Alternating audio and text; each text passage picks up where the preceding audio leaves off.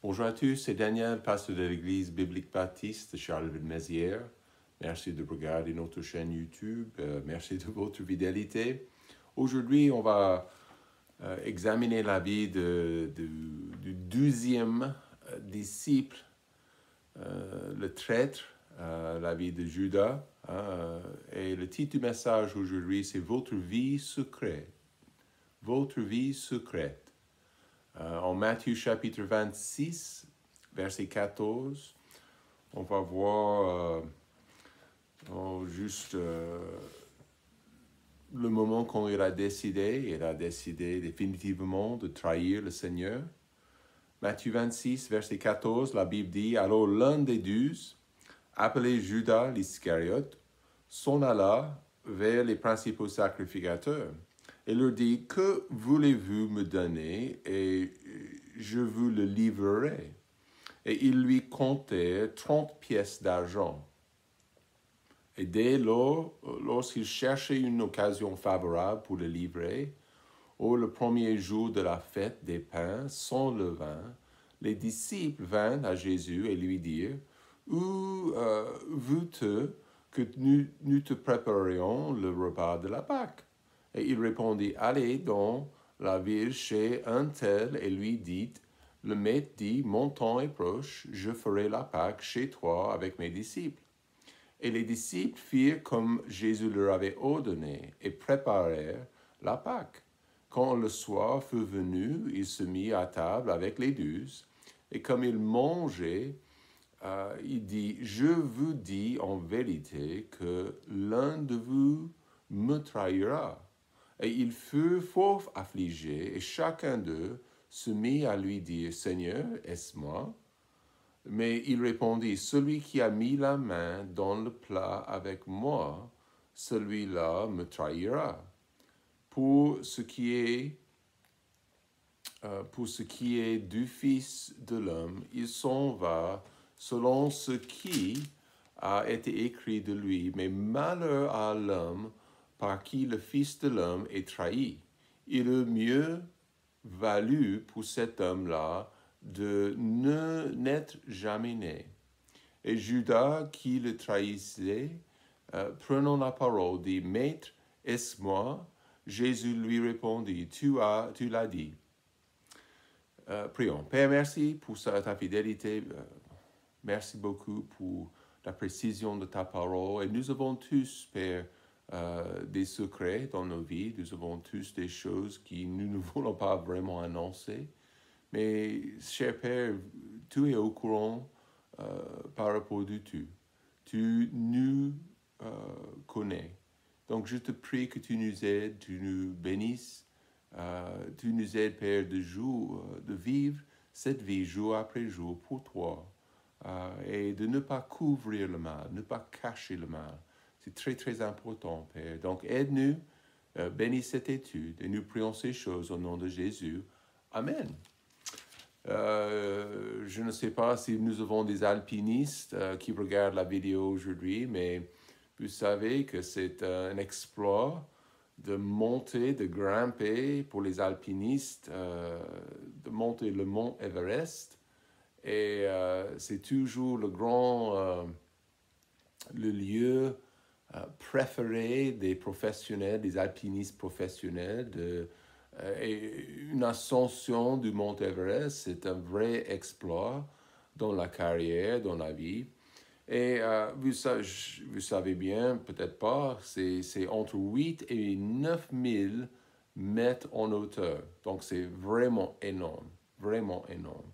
Il y a des glaciers, il y a des crevasses un peu partout en hiver. Et de monter en hiver, c'est bon, c'est pas une bonne chose de monter en hiver, mais il y a des gens qui le font. Et il y a, pendant certaines saisons de l'année, il y a des embouteillages à certains niveaux de la hauteur. Il y a des niveaux, il y a des lieux, des campements, on peut dire, où vous pouvez camper en sécurité. Ensuite, vous pouvez vous préparer, vous pouvez vous adapter à la hauteur, au niveau de l'air et tout ça. Et lorsque vous vous préparez pour continuer l'ascension. Mais dans ces lieux qui sont souvent couverts par la neige, souvent couverts par la glace aussi, en changement de saison, quand la chaleur arrive à ces niveaux, donc vous savez que la neige et la glace, ça cache des tonnes, littéralement des tonnes de déchets. Donc la poubelle, l'excrément, hein? Donc tout est congelé, tout est gelé et tout est là à ces niveaux variés, à ces niveaux différents. Donc la monte est très belle, mais quand la chaleur arrive et ça se fonde, alors il y a quelque chose pas super sous la surface. Et nous avons dans cette histoire aujourd'hui, nous avons la vie de quelqu'un qui était pendant 3 ans impliqué dans les miracles et dans les enseignements et dans la vie de Jésus, la vie ici, le ministère. Et c'était Judas. Nous n'avons pas beaucoup par rapport de son passé, mais chaque personne, vous savez que chaque personne a une vie secrète. Un lieu dans vos pensées, un lieu dans les ombres de votre cœur que personne ne voit. C'est un lieu où vous cachez le pire des faits, le pire des péchés, les souvenirs, le bien, le mal, vos envies. Et souvent, dans notre chair, nous prenons soin de nos mauvaises envies. Okay? Donc, même pour un enfant de Dieu, si je ne fais pas attention, je peux cacher le mal et je peux cacher les mauvaises activités, les mauvaises envies, et personne ne voit, sauf le Seigneur. Et souvent, ça peut arriver que nous traitons ces activités et ces envies comme un bébé avec soin, avec douceur. Et on serait tellement horrifié, hein? N'est-ce pas, si quelqu'un a découvert ce que nous cultivons dans le jardin de notre cœur. Et ça fait peur. Et voilà pourquoi les gens, ils veulent ils veulent cacher leurs activités avec tous leurs efforts. Voilà pourquoi les politiciens, ils veulent cacher les détournements des fonds avec toute leur énergie et tous leurs efforts. La Bible dit en Proverbe 4, verset 23, « Garde ton cœur plus que toute autre chose qu'on garde, car c'est de lui que procèdent les sources de la vie. » Donc, évidemment, la Bible dit que ce n'est pas... Jésus a dit que ce n'est pas forcément ce que nous faisons à l'extérieur, parce que nous savons le produit de ça c'est le produit de nos cerveaux et de nos cœurs et de nos envies. Donc, toutes ces choses, le vrai problème se trouve à l'intérieur. Le vrai problème, souvent, ça se trouve dans notre cœur et dans notre vie secrète. Et on doit faire attention. La Bible nous conseille de protéger notre cœur. La Bible nous conseille de protéger mon cerveau. Qu'est-ce qui se passe dans votre lieu secret? Vous êtes qui? Vous pouvez vous présenter à l'Église, vous pouvez vous présenter comme quelqu'un très différemment que celui qui est à l'intérieur. Vous êtes qui dans votre vie secrète? Si vous êtes déterminé de faire le mal, le monde, la chair va vous fournir une occasion pour vous. C'était comme ça pour Judas. Il a cherché un moyen pour profiter de Jésus. Il voulait être partie de son royaume à venir, mais c'était spirituel. Judas a bien pensé, comme plein d'autres, que c'était quelque chose de physique, et ça va être physique. Ça sera physique un jour, mais ce n'était pas il y a 2000 ans. C'était comme ça pour Judas. Il a cherché un moyen pour profiter, il était profiteur, et il a déterminé de faire quelque chose aussi méchant que c'est même connu aujourd'hui. Mais tout a commencé où? Tout a commencé dans sa vie secrète. L'histoire est effectivement une histoire d'incroyance. Donc, même s'il a vu les miracles, même s'il a entendu les enseignements, il a vu comment le Seigneur a contrôlé la nature, il a refusé de lui faire confiance. Il a refusé de croire. Et ça, c'était un problème, c'était l'incrédulité. Pendant 3 ans, Judas a marché avec Jésus, voyant les miracles, entendant la vérité divine, de la bouche même de Dieu, la bouche de la parole de Dieu, du Fils de Dieu. Il a senti l'appel du Saint-Esprit, j'imagine, à temps repris, plusieurs fois, l'appel au salut, mais il a dit non. Il a dit non. Donc, regardez bien dans votre cœur, dans la profondeur, dans les ondes de votre cœur. Vous êtes qui? Judas était dans l'ensemble des disciples, mais aujourd'hui, 2000 ans plus tard, il est actuellement en enfer. Et c'est tellement triste de penser à ça. C'est tellement triste de penser que Judas avait passé autant de temps avec le Fils de Dieu sans croire, sans y croire. Simplement parce que vous êtes dans une église ou vous assistez dans une bonne église, ça ne veut pas dire que vous irez au ciel. Vous êtes obligés, comme tous, comme Abraham dans l'Ancien Testament, les autres croyants dans le Nouveau Testament, de faire confiance au sacrifice de Jésus-Christ pour vous. Donc, il a payé votre dette. Si vous comptez sur Jésus, plus vos œuvres, vous vous baptisez sous le sable. C'est pas super. Donc, aujourd'hui, le défi pour nous, c'est de se garder d'une vie secrète du mal. Ceux qui cultivent le mal, cultivent le mal en secret, ils essaient de satisfaire les envies sans Dieu.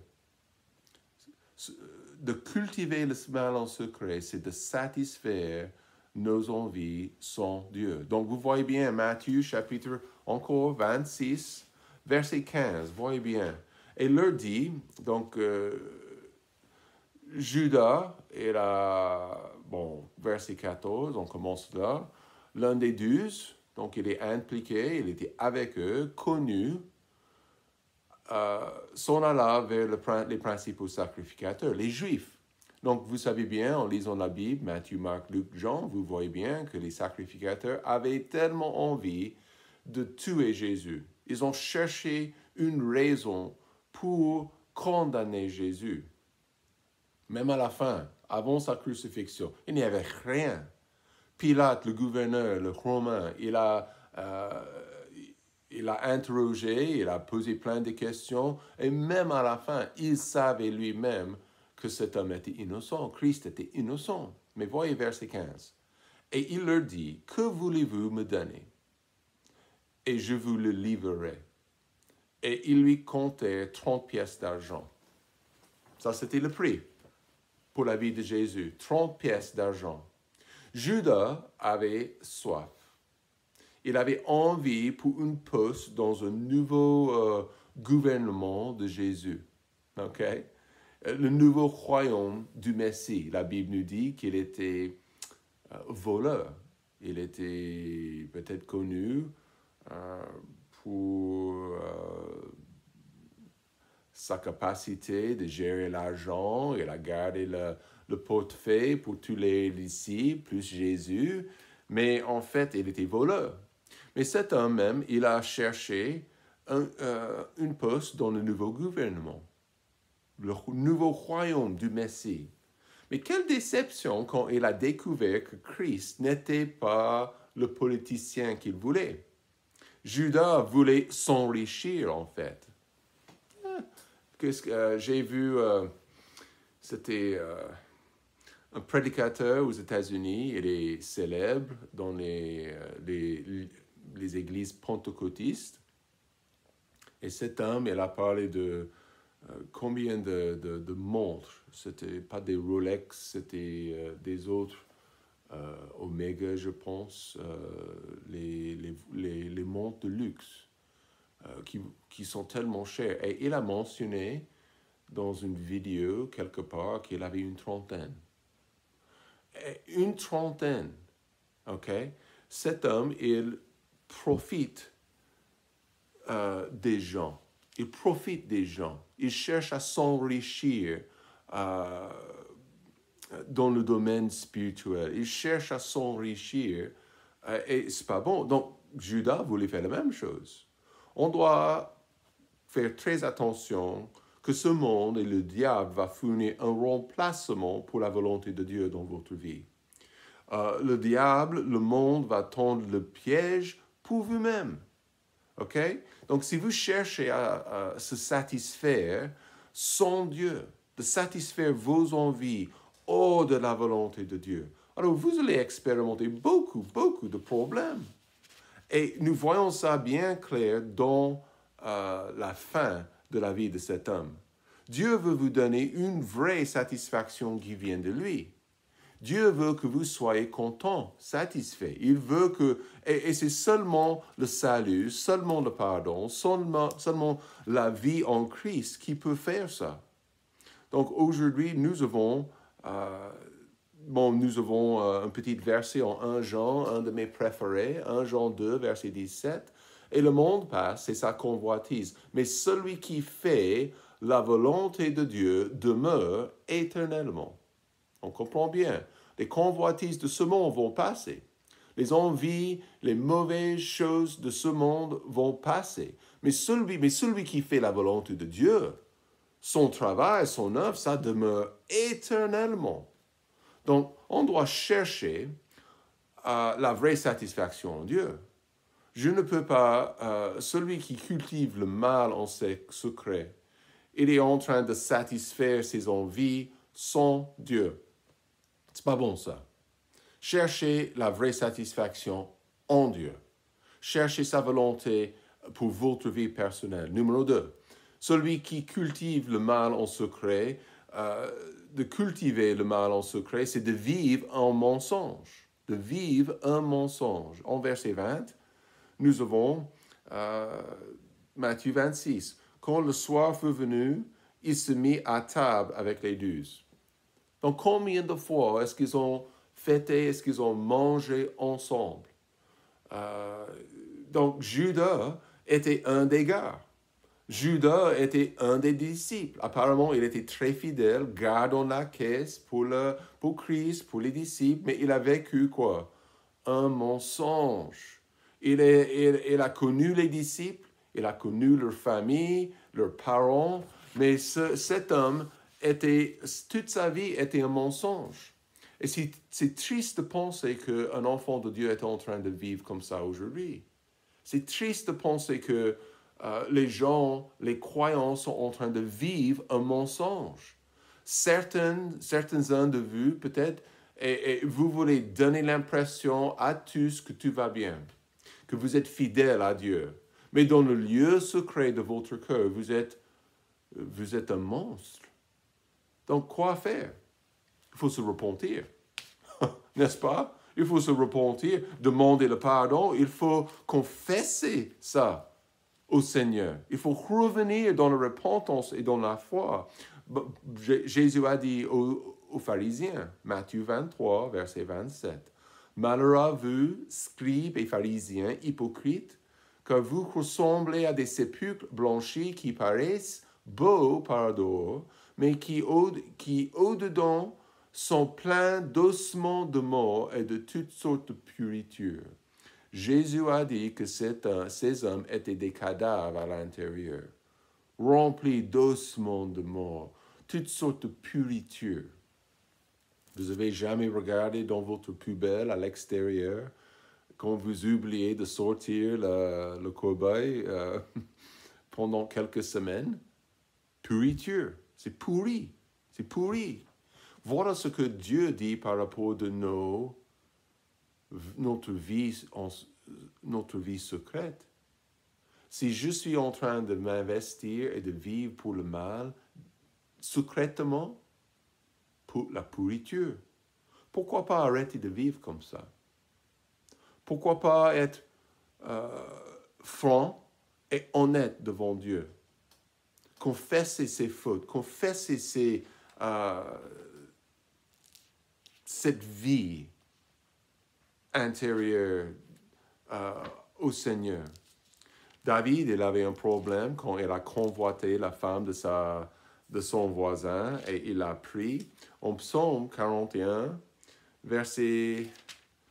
c'était verset 6, il a dit, « J'ai péché contre toi, Dieu, contre toi seul. J'ai fait ce qui est mal à tes yeux, de sorte que tu seras juste quand tu parleras et sans reproche quand tu jugeras.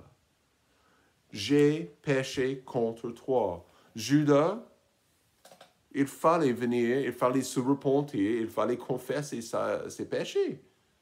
Donc, de cultiver le mal en secret, c'est troisièmement, c'est de trahir ce qui est bon. Dieu veut me donner ce qui est bon dans ma vie. Dans la vie de Judas, nous avons verset 21, il était à table avec les 12. Mais la Bible dit en verset 21, « Et comme il mangeait, il dit, « Je vous dis en vérité que l'un de vous me trahira. » La trahison. Imaginez Jésus à la table, en train de manger, et hop, il arrête. Je me demande s'il avait des fourchettes, peut-être des fourchettes, mais il arrête pour expliquer cette trahison. Et Judas est assis, sachant qu'il était déjà d'accord pour vendre Jésus. 30 pièces, il avait déjà pris. 30 pièces d'argent. Ce n'est pas différent aujourd'hui. Jésus sait que quelques-uns de nous sont en train de faire pareil. La trahison. On peut dire n'importe quoi. Mais qu'est-ce qui se passe dans mon cœur? Qu'est-ce qui se passe dans ma tête? Nous trahissons Jésus et son plan pour notre vie pour beaucoup moins que Judas. Une expérience, 5 minutes, 10 minutes de plaisir. On pense même à le maréchal. Un collaborateur. Il s'est collaboré avec les nazis. Et pour beaucoup de Français, et vous pouvez voir dans les musées de la Deuxième Guerre mondiale, même aujourd'hui, pour plein de gens, c'était une trahison. Trahison de la France, trahison des Français. Une collaboration avec l'ennemi, avec les méchants, les barbares, avec les bouches. Je m'excuse, mais c'est ce que les gens font avec Christ aujourd'hui. Une collaboration avec l'ennemi, une collaboration avec le monde, c'est de trahir le Seigneur. Il faut bien comprendre que Dieu vous offre ce qui est bon. La paix, la joie, la satisfaction, une raison pour vivre, un objectif éternel. Il faut comprendre aussi que les secrets que nous pensons sont cachés seront quoi? Révélés. Il n'y a rien caché devant le Seigneur. L'idée que je peux penser que je cache, je peux tout cacher de lui, c'est un peu ridicule. Luc 8, verset 17, « Car il n'y a rien de secret qui ne doive être manifesté, ni rien de caché qui ne doive être connu et venir en évidence. » De cultiver une vie, c'est le mal en secret. Pour Judas, tout le monde était au courant par rapport de sa vie secrète à la fin. Tout le monde. Même vous lisez les Actes chapitre 1, quand ils ont choisi un nouveau deuxième disciple. Ils avaient été au courant que cet homme s'est pendu. Il s'est pendu et après un moment, son corps cadavre est tombé et boum. Toutes ses entrailles, tout son cœur, les organes étaient partout par terre. Dramatique. Mais de cultiver le mal en secret, c'est de trahir ce qui est bon. La meilleure chose que Dieu veut faire dans ma vie, il est la meilleure chose dans ma vie, le Seigneur Christ. Et de cultiver le mal dans le secret, c'est de tromper tout le monde sauf Dieu.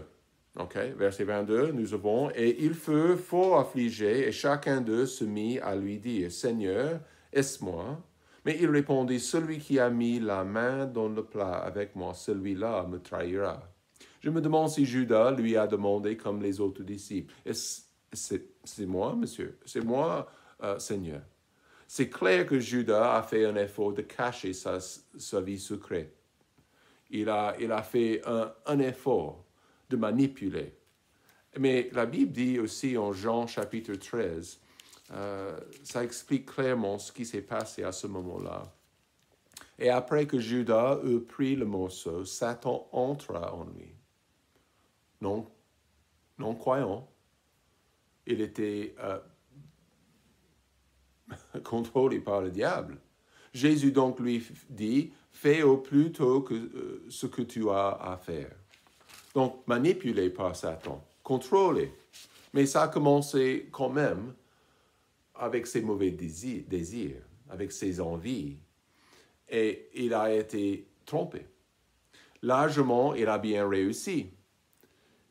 Il a trompé tout le monde, sauf Dieu, sauf Jésus. Et Jésus était, même pendant ces ans, il était au courant.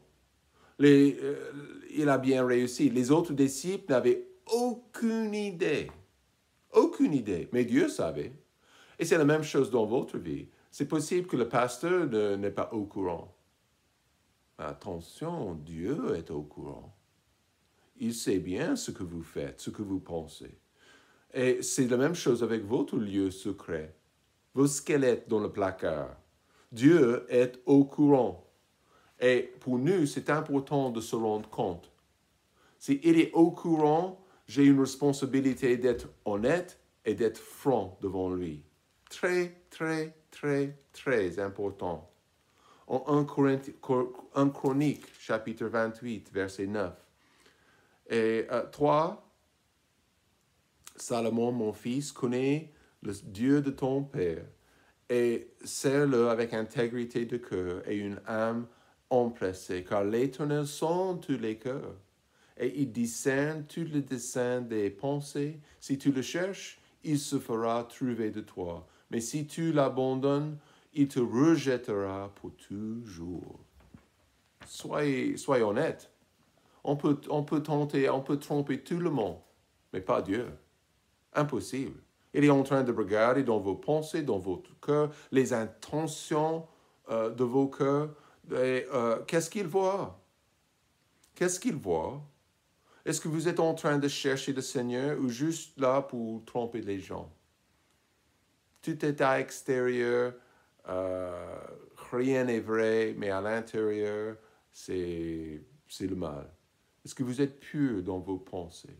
Est-ce que vous êtes dévoué à Christ? Dernière pensée. De cultiver le mal dans notre vie secrète, c'est d'expérimenter une fin terrible. Et en verset 24, Jésus a dit, pour ce qui est du Fils de l'homme, il s'en va selon ce qui a été écrit de lui. Mais malheur à l'homme par qui le Fils de l'homme est trahi.